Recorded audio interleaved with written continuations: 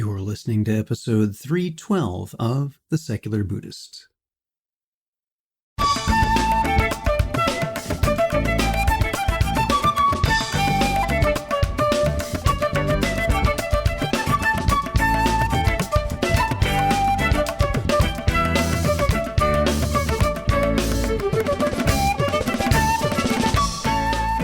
Welcome to The Secular Buddhist. I'm Ted Meissner. The Secular Buddhist is the official podcast of the Secular Buddhist Association, a grassroots-driven effort to answer the needs of secular teaching and practice for contemporary society. The podcast has interviews and roundtable discussions pertaining to engaged Buddhist training and practice, and the SBA website has show notes for each episode along with resource materials. Though the podcast focuses on core practices from a secular viewpoint, more traditional teachings are welcome and openly discussed. Mitra Bishop Roshi joins us to speak about contemplative practice for women veterans experiencing PTSD.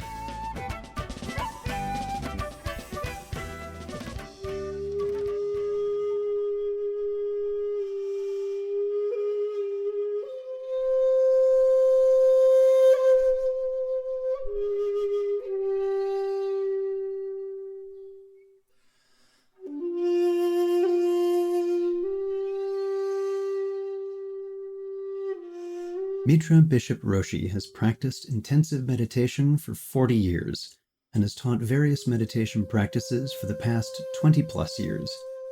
Ordained as a Buddhist priest in 1986 by Roshi Kapleau, and in 1992, after completing her formal training in Rochester, she went on to Okayama, Japan, where she continued to deepen and broaden her practice at Sogenji, a Rinzai Zen temple, under the guidance of the Venerable Harada Shodo Roshi. She founded Mountain Gate in 1996 on returning from Japan, and was formally sanctioned to teach by Roshi Kapleau as a Dharma heir. Mitra Roshi received a BA from Indiana University and worked in graphic, interior, and architectural design for many years.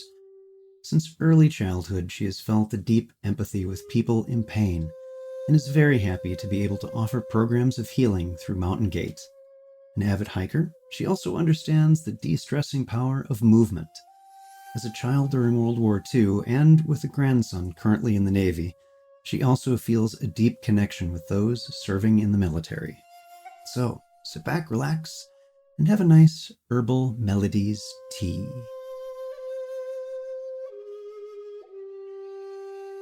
Our guest today is Mitra Bishop. Mitra, welcome to the podcast. Very glad to have you here. Thank you for offering this opportunity. So let's begin by having you tell us about your background. How did you first encounter Buddhism? I first encountered Buddhism in 1973. At the time, I was married to a diplomat who was assigned to Ankara, Turkey. And I also had a business going in the United States, which I couldn't quite complete fast enough because he only had 3 weeks notice to get over there. And so I waited till I finished the business to a point where I could let it go. At the time I had a couple of kids. Well, I still have a couple of kids, except they're grown up. And went over to Turkey and was a part of a welcoming party on the part of the ambassador for all the new Foreign Service officers and other people. There were some Fulbright scholars there too. One of whom, when I was talking to this gentleman, he said that he did meditation. And I said, oh, great. TM was big in those days. This is, as I said, back in the early 70s. And I said, teach me how to do TM. He said, I can't. You'd have to go to New York and get a mantra.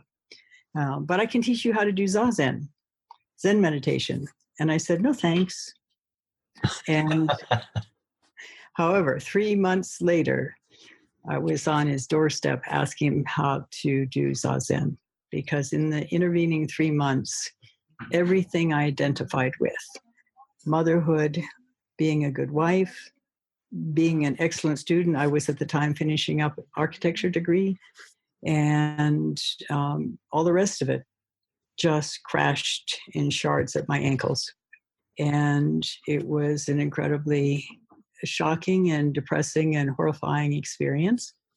And interestingly enough, about 8 months before that, while I was still operating my business, which was a commercial interior design business, doing interiors for banks and office buildings and so on, I received a new catalog. So I was looking through this catalog to see what was new in it, and I saw a set of fantastic chairs, and they would have been perfect at my Sarnen dining table, and I could have used them then. I certainly had the money to buy them as well. And the next thought that came to me was, okay, you get those chairs. How long will it be? A few hours, maybe a few days before you get that tug in your chest where you want something else. And I realized that it was going to be endless unless I get off that train. And at the same time, I realized when everything crashed, less than a year later, that there was nothing outside me that would give me lasting peace and happiness. Temporary, yeah, but lasting, no. And so I knew there was only one way to go, and that was through Zazen. Mm-hmm. And those two experiences, that it would be endless trying to search out something that would cover up whatever was needing to be covered up. And that the only way out really was to go inward, were what kept me in Zazen through what was really challenging for a long time. How did that progress over time then? What happened next as you began your journey with Zazen? Well, the person that could do Zazen happened to be a member of the Rochester Zen Center, which was amazing, karma. And he happened also to have Roshi Kapleau's second book, which was called The Wheel of Death, long out of print, very small book, 4 chapters, death, dying, karma, and rebirth. And I read it cover to cover, straight through. And I was fascinated and drawn deeply into these stories of various people like Socrates and the Zen masters who died seamlessly, without any anxiety, without any regrets, just allowing it to proceed. And I thought, what do they know that I don't know?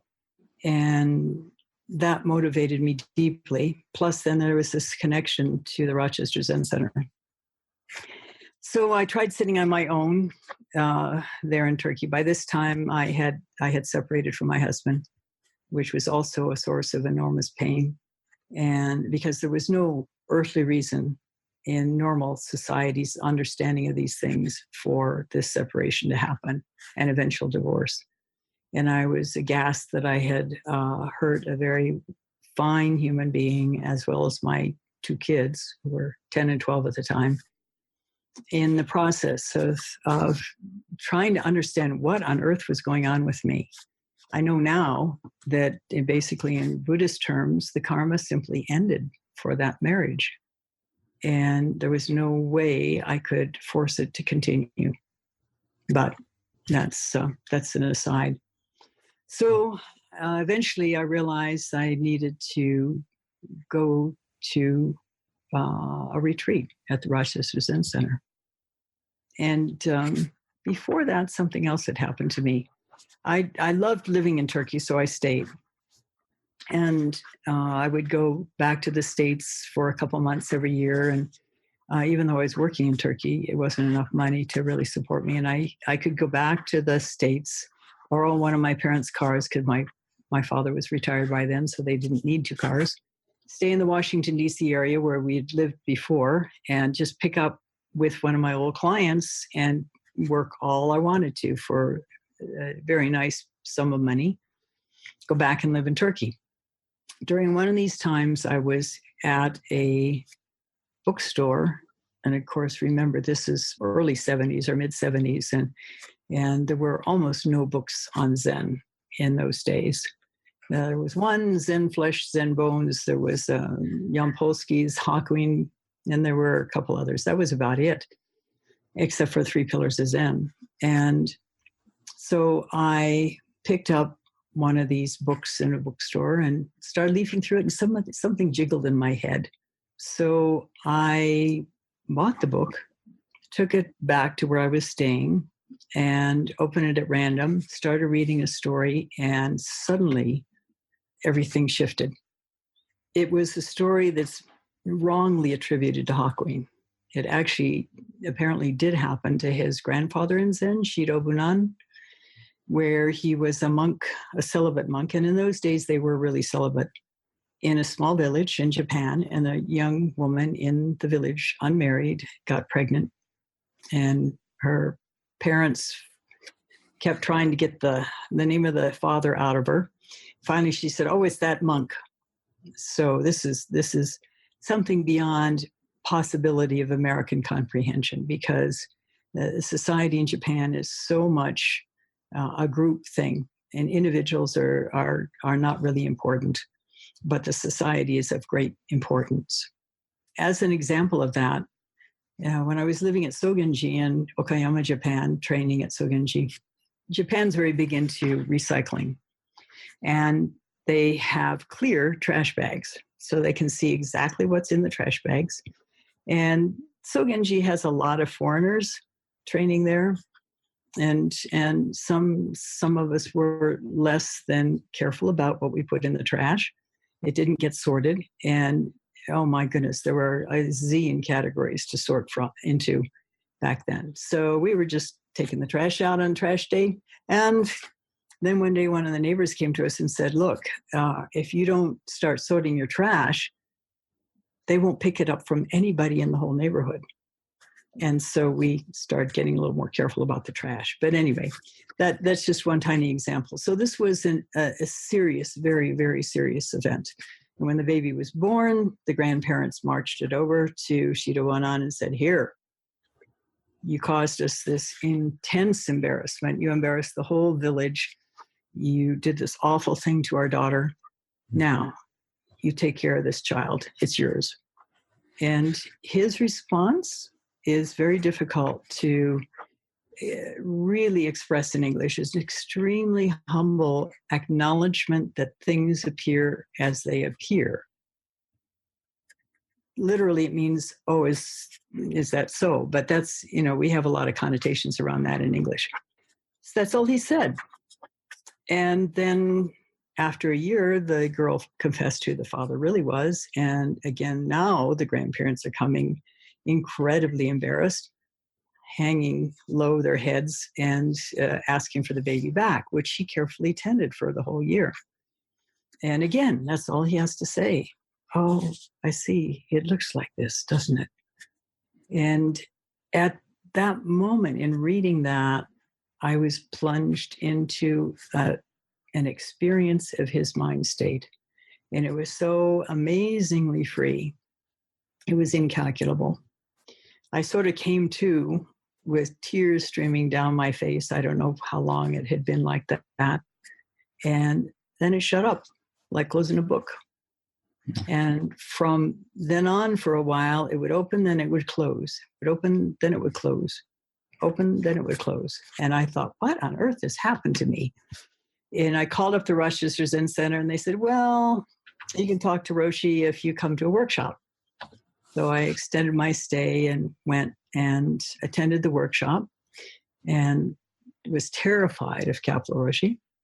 And we had a little talk, and he says, "That book is not very good. It's not a good translation.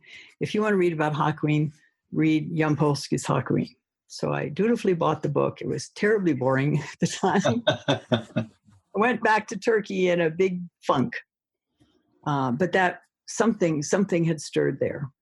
And it kind of kept me going through many, many years of practice. Now, I have a history of trauma.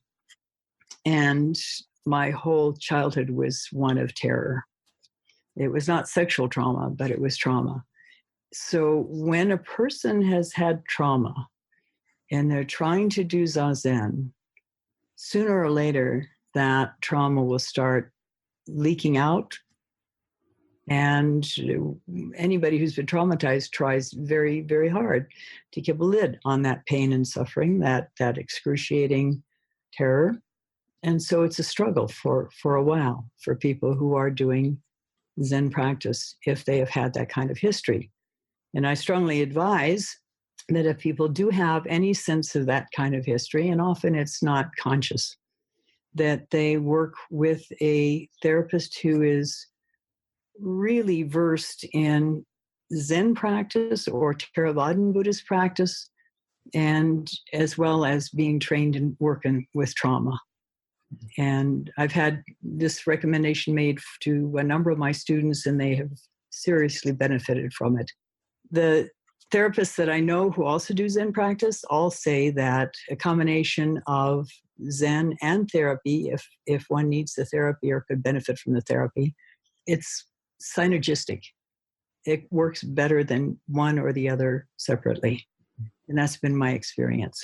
Thank you for bringing that up, because it makes clear and sheds a light on there may be more than just one way to handle difficulties in our lives. And that sometimes we may see, I've got this new practice and that will fix everything. This is a not necessarily so moment. I agree 100% with that. So how does this continue to unfold for you then as you're dealing with your own trauma in your sitting, and there's perhaps not that kind of guidance available at the time? What happened then for you? Yeah, there wasn't initially. In fact, Roshi had a misunderstanding that psychotherapists were trying to co-opt Zen, and that they really didn't have the training to do it appropriately and so on. Eventually, he changed his mind, because as some of his students started doing psychotherapy on the sly for themselves because their stuff came up, he saw how they changed in positive ways and how their practice then was able to function more fully. And they were able to go more deep in their practice as a result. So he completely reversed his position on that.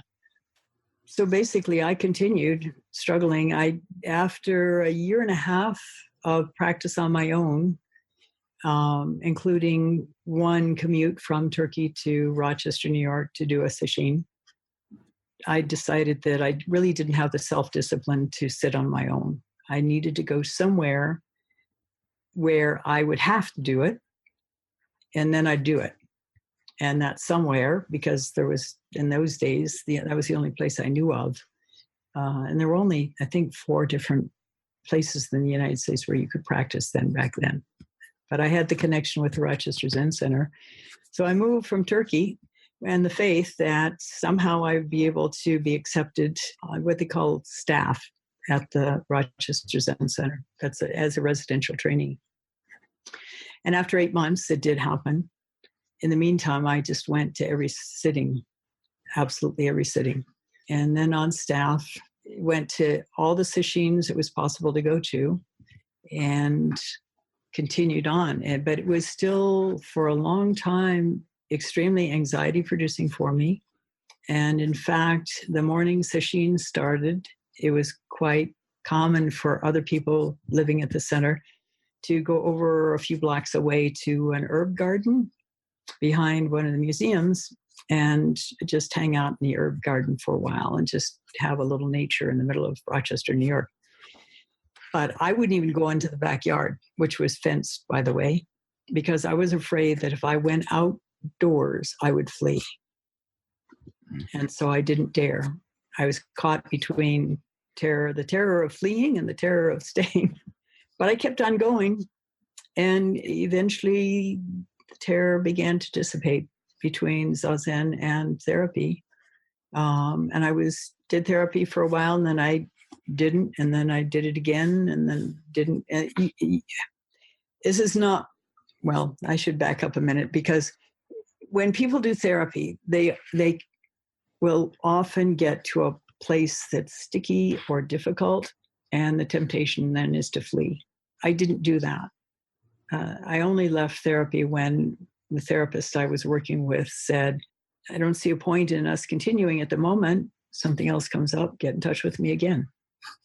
So it was a clean leaving of therapy, because at that time there was nothing more to work on. But over time, I did work on my issues quite a long time. And this brings up another point. Tore Inji was Hakuin's primary and first, I believe, Dharma successor. And he was utterly dedicated to Zazen and to personal transformation. And he wrote a book when he thought he was dying to cover all he understood about Zen practice. And it's called A Treatise on the, something about the lamp. At any rate, there's a Cleary translation available through Amazon.com if you just Google Torei, Torei. And there's also, I don't see a better, but a more comprehensive translation that is equally good, and actually better because it includes the translation of a 20th century contemporary commentary on that writing, which gives a lot of background information and is pretty inspiring in itself. At any rate, one of the things Torei talks about is the long maturation. He talks about Zen practice being in 3 stages. Of course, there's the preliminary stage, and then which he doesn't mention, but it's obvious. And then there's the advanced practice, which is in Rinzai, practice on koans. And then he talks about the long maturation, which is where you integrate what you realize in your Zazen into your daily life. And I've spoken about this to many people who also agree that they know people who have gone through, for example, many koans, and yet their life is still as full of dysfunction as it was before they started. And that's because they got really good at one side of their practice, which was honing their depth of practice in terms of being able to work on koans. But as far as integrating it into their lives, it wasn't happening. And from my perspective, you have to integrate it. Otherwise, why are you practicing? So anyway, we continued. Mm-hmm. And eventually, I completed my formal training. Kalpa Roshi by that time was retiring. And so the last year and a half I did under his successor, my Dharma brother, Bodhin. But before that, I was Kalpa Roshi's attendant a number of different times, including for extended periods in Mexico. And it was very fine because I had gone over those basically 20 years from being absolutely terrified of the man, sure he could see through me, which I'm sure he could, to it being like a second father for me. So I had reached the point where I was finished with the formal training. I could have stayed on at the Rochester Zen Center, but I felt like I still needed to continue. I hadn't gone really as deep as I wanted to go, like there was more depth to reach. And serendipitously, I met Haruta Shodo Roshi right about that time, actually in Rochester. Yeah, because he had come to Rochester to do, it's called doing Aisatsu in Japanese. Bodhin had done a pilgrimage, which is traditional for anyone who is in the Rochester lineage who's going to be teaching, to do basically research, see how other places function and what the teaching is in other locations. And so he had spent several weeks at Sogenji. They wanted to establish an affiliate group, and in order to do that, at least by the laws in Washington State, apparently they had to have a sponsor, or maybe it was just the Japanese culture that said that. But at any rate, Bodhin said, of course, the Rochester Zen Center could be the sponsor. So a year later, Haruta Roshi came to personally thank Bodhin. This is the traditional Japanese way of doing things. So I met him and his American translator, Priscilla Daichi Stornant, who is now a teacher herself in Rochester. And there was an immediate connection. And then somebody gifted me sesshin with him later that year. So that kind of clinched it. I had an opportunity to go to Japan for 3 months following that. So I did, and spent 2 of those months at Sogenji and realized I needed to return. And I did some other sitting at a couple of other temples in Japan, and Rohatsu Sesshin at Bukkokuji, which was run by Tangen Roshi, who had been sort of Kalpa Roshi's guardian angel when they were both training at Hoshinji a long time ago. And so I went back and I stayed for another 3 years.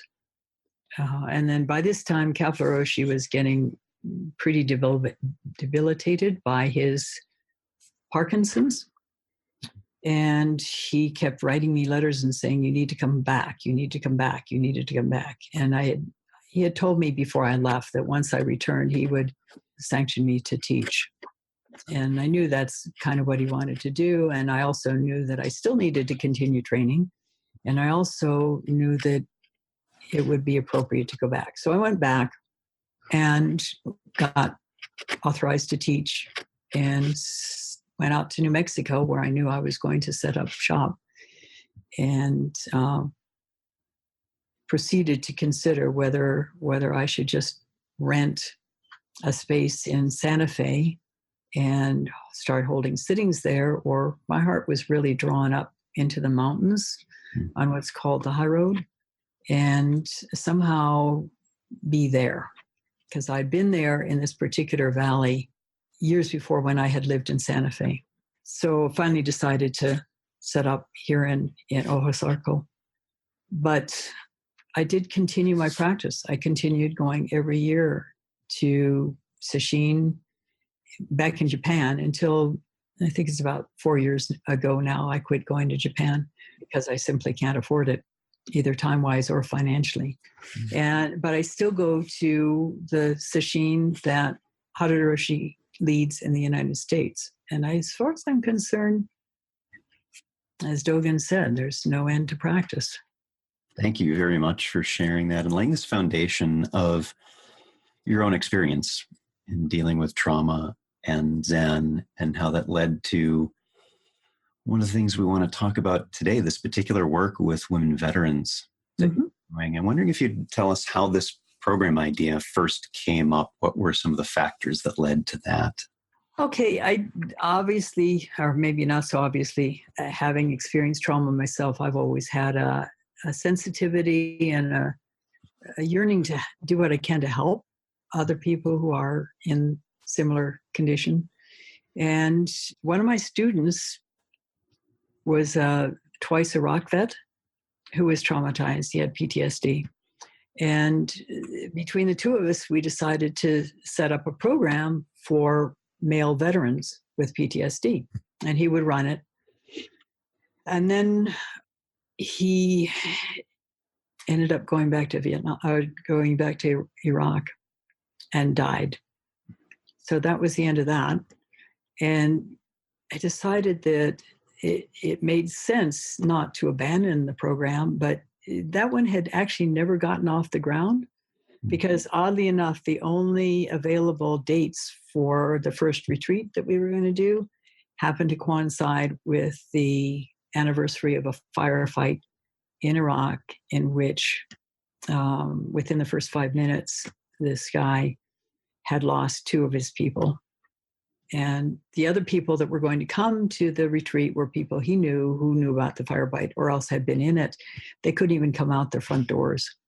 So it just never happened. At the time, my other senior student is a woman, and she's still with me. She's been with me since she was actually in college. And that was right from the very beginning of Mountain Gate, 20 years ago, basically.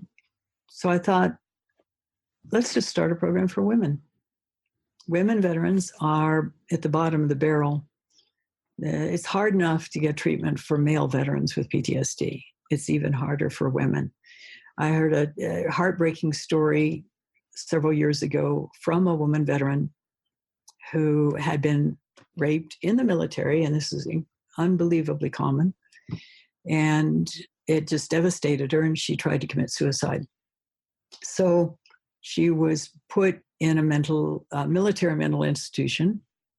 In those days, they had no space for women. So they put this woman who was devastated from a rape on a ward with 13 men who were mentally ill. It took her going to court to get herself out of there. I don't know what the psychiatrist was thinking. I mean, it sounds sadistic, but he probably was not thinking straight, and it was just, that was all that was available. She needed to be housed and treated, and he couldn't think of any other way to do it. So we do this program for women veterans with PTSD. And it's rather horrifying how many of them have actually experienced what's known as MST, military sexual trauma, at the hands of their fellow soldiers. Yeah, that's something that's it's been in the press a great deal lately. It's unfortunate that it has taken so long to get even just a touch of the attention it should have had, the exposure it should have had. Absolutely, yeah. So how long have you been running the program, and tell us a little bit about it? What is the structure? What's it like? Okay, it's in its fifth year at this point, which is sort of mind-boggling because we had no idea whether it would even get off the ground. Part of its advantage, we're told, is that it's very small, that we only have housing available for 4 women. We're trying to expand our main building so that we would have more space and we could accept a few more. But right from the get-go, one of our first participants told us that she was there because it was small, because it wasn't going to be a crowd. And actually, she's come back several times. We've had a number of repeaters, which is great. That sort of underscores that we seem to be on the right track. So it's small. It's 4 days we have 3 retreats a year because we also do a lot of Zen retreats. And that's what fits in. And they're all during the summer because we have a boundary with the National Forest, and we take them walking on a sort of a private trail that we haven't created. We've inherited from a neighbor who set it up for his elderly parents who are long gone. In the forest, which is an integral part of it. Every day we go walking there at whatever speed the women at the time can manage. And a lot of them have injuries, either combat related, and we have had some combat vets, and others just from the rough training that they undergo. It's pretty rough on the body, especially when they get to be 30, 40, 50 years old. And besides that, each day we emphasize a different skill to help de-stress. And this comes out of my own history of working with my own trauma and also with working with Zen students. Now, I'm not a psychotherapist, but things come up for people during Zazen. Somehow we seem to attract a number of people here that have had trauma. I don't know if it's quite common, and that's why, or if it's something about us that people feel able to come here, even though they've been traumatized. And so in working with my students, there's sort of a fuzzy line between therapy and practice. Mm-hmm. At a certain point. Practice can't deal with extreme needs in that direction, nor can therapy take people to deep awakening. So there's a sort of like I said, a fuzzy line between the two. And so we work with that. And I'm not averse at all, and have done this a number of times, recommending to my students that particular students, if I feel they can benefit, to do as well therapy with a therapist. And so one of the things is something called focusing, which is excellent for Zen anyway. That's what we're doing in Zen.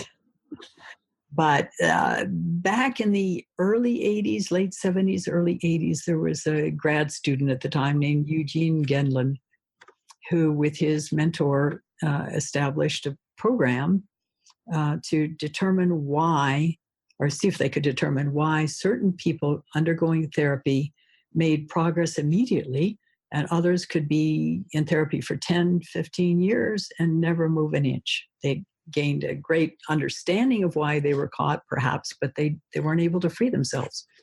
And very fast, they discovered that the key was those people who were able to move on fast were able to sort of tune in to what he later termed the felt sense, and get a sense of what was going on in their body energetically. And were able, instead of trying to block it, which we usually do when things are difficult, then to move forward with it.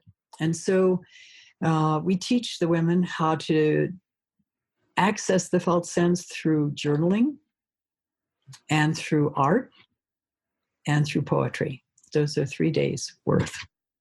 The fourth day is short, and it's a wrap-up day. We also give them a goodie bag. And if anybody ever wants to help contribute to this, it would be very welcome, because this is an extremely shoestring operation. We have no funding at the moment.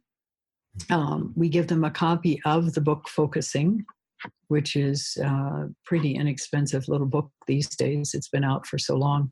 And I also often recommend that book to my Zen students as well. So that's basically it. And there's a fair amount of free time built into the schedule. We also teach them Zazen, but we don't teach them Zazen as a Buddhist practice. There's a Rinzai form of practice. It's called Susokan, or we call it the extended out breath. And it's an extremely grounding practice. It also will bring a person to the edge of opening up to whatever their trauma is. So it can be useful as well working with trauma. So we teach them that mainly as a grounding practice. And that's it. But I think that the fact that they can be with other women who've experienced similar experiences in a very quiet, it's extremely quiet up here. The single 2-lane highway that runs across the valley was only paved about 60 years ago. And this year, one of the 3 roads here in the village was paved. Part of the road we're on was paved several years ago, and then the middle road is not paved at all. So it's a really, really quiet place. And most people will drive through it not even realizing it's a village. So what is it that you're seeing happen for the participants in the program over the past 5 years? How does this unfold for them? Well, part of it is that we've learned a lot about how to work with the women, I think. It's pretty wonderful to watch as they begin to relax, as the days go by, and as they begin to connect with each other. It's not always roses. Sometimes there's thorns. But the last 2 groups in particular have been really wonderful. They really have harmonized in that way. And that's incredibly heartening. Mm-hmm. And the fact that we've had repeat people who've come back. The first person that showed up at the first retreat happened to be the president of the Women Veterans of New Mexico at the time. And she came, she wasn't smiling. She was seemed to be carrying an attitude, prove it to me kind of thing. She has been one of our best supporters. In fact, recently she actually went online and bought 2 twin beds. We're, like I said, we're a shoestring organization, and we had just gotten slabs of foam and put together some frames to put them in. And it's not really, it's fine for Zen students, but these women have got physical conditions that are difficult for them and painful for them. And so she wanted us to have some real beds, and she bought them. So you must have proved it to her. I think we must have proved it to her. Yeah. It's so heartening, these things. Other women who've been part of our group also have been very, very supportive. So what have you learned about how to deliver this kind of program over the past few years? What's changed a little bit in how you do it? Well, we were sort of applying the program in the beginning. We had these ideas about how it should go and so on. And over time, we've discovered that really it's much more shoot from the hip. Well, that's not really the right term. To have an inherent flexibility and to respond to the needs of the small group, and not to expect anything. For example, we were initially we were saying, oh, well, we have to do this all in silence, good Zen students. and walk them in the woods in silence and all of that stuff. And it was freaking them out because it just was too much for them to deal with, being with themselves. And so we vary that requirement a lot. And it's sort of diminished to the point where the first couple of days, we'll say from the end of the morning sitting until lunchtime, in other words, breakfast is silent and the walk is silent. But after that, fine. And that was mainly at the behest of our clinical person, because our staff is just a small group.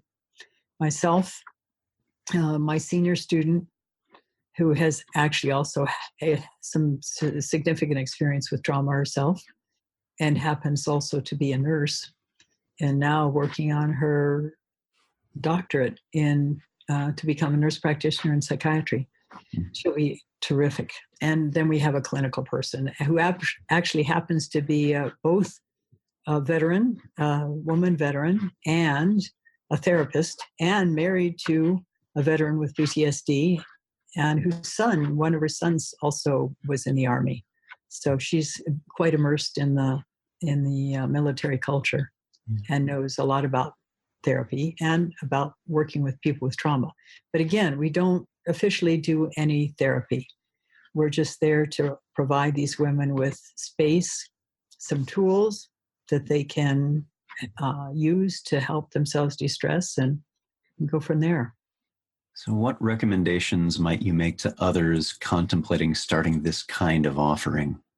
One of the key things I think that contributes to our success, or perceived success at least, is the fact that we have personal experience with trauma. So we're not trying to apply some external rules about it.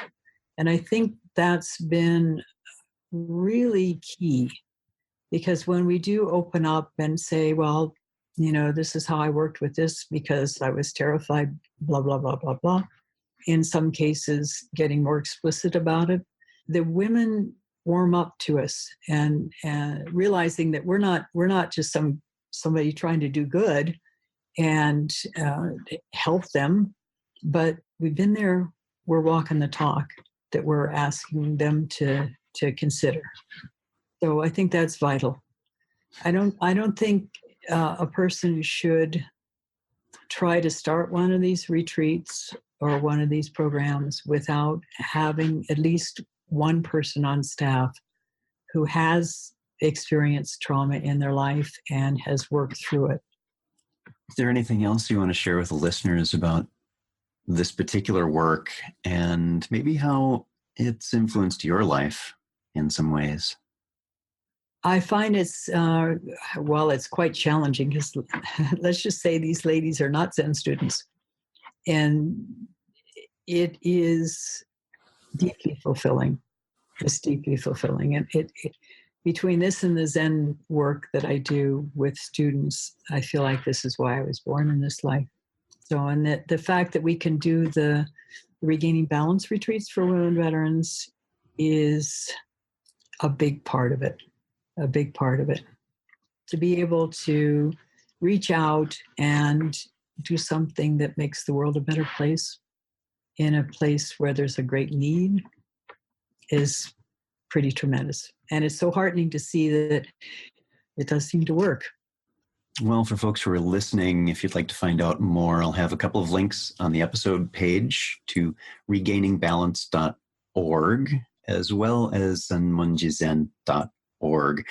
Our guest today, Mitra Bishop. Mitra, thank you so much for being here. And thank you for having me.